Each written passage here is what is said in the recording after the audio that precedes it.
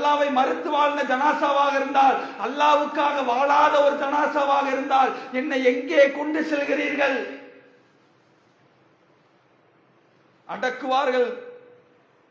நம்முடைய தாய், நம்முடைய தந்தை, நம்முடைய பிள்ளை யாரெல்லாம் உலகத்திலே வாழும் பொழுது யாருக்காகவெல்லாம் அல்லாவை மறந்து வாழ்ந்தோமோ, என் குடும்பத்துக்காக அல்லாவை மறந்தேன், என் பிள்ளைக்காக அல்லாவை மறந்தேன், என் உறவினருக்காக அல்லாவை மறந்தேன். அந்த உறவினர்களும், அந்த பிள்ளைகளும், அந்த நண்பர்களும், அந்த ஜமாத்தார்களும் அனைவரும் என் உடலை கொண்டு போவார்கள்.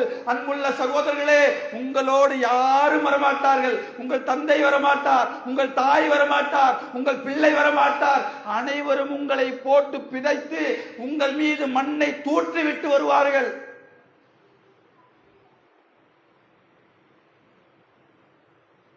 அந்த அப்படிப்பட்ட அநியாயக்கார மலக்குல் மௌத் வருகிறார். அவரை விசாரிப்பதற்காக வருகிறார். எழுந்து அமர வைக்கிறார்.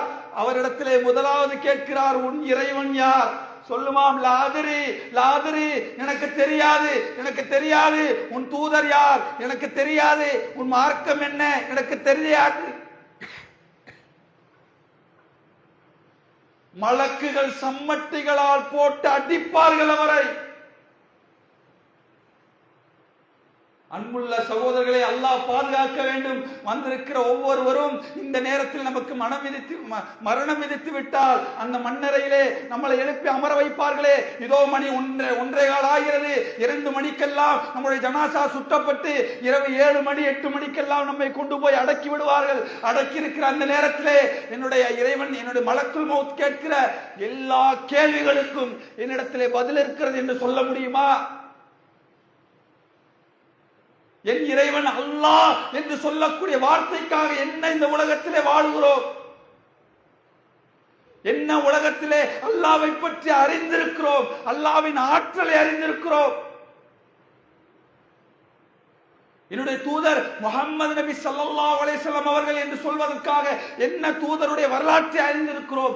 எந்த தூதருடைய பொன்மொழிகள் நம்முடைய வாழ்க்கையில இரண்டர கலந்திருக்கிறது?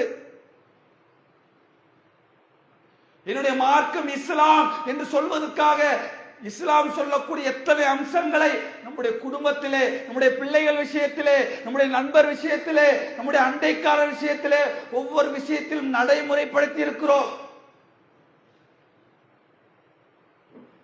அன்புள்ள சகோதரர்களே, அந்த கேள்விகளுக்கு நம்மிடத்திலே பதில் இல்லை என்று சொன்னால் மலக்குகள் அடிப்பார்கள். அல்லாஹ்வுடைய தூதர் சொன்னார்கள், அந்த அநியாயக்காரனை, அந்த பாவியை, அந்த இறைவனை